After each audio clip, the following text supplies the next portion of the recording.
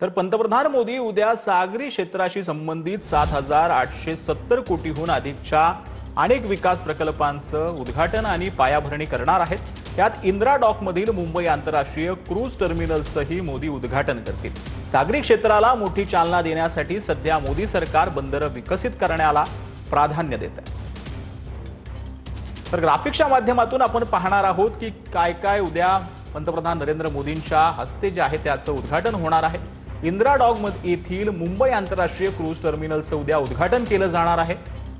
कोलकाता येथे नवीन container terminal आणि संबंधित सुविधांची पायाभरणी देखील मोदींच्या हस्ते होणार आहे। पारादीप बंदर येथे नवीन कंटेनर बर्थ माल हाताळणीसाठी संबंधित विकास कामं यांचं उद्घाटन देखील उद्या होईल। तर कामराजर बंदर एनॉर येथे अग्निशामक सुविधा आणि रस्ता कनेक्टिव्हिटीचं देखील उद्या उद्घाटन पार पडणार आहे। तर चेन्नई बंदर येथे सागरी भिंती आणि रिफेस्टेसमेंटसह किनारी संरक्षण काम जे आहे ते केलं जाणार आहे। तर निकोबार बेटावरती सागरी भिंत बांधकाम झालंय त्याचं देखील उद्घाटन उद्या पंतप्रधान नरेंद्र मोदींच्या हस्ते होणार आहे।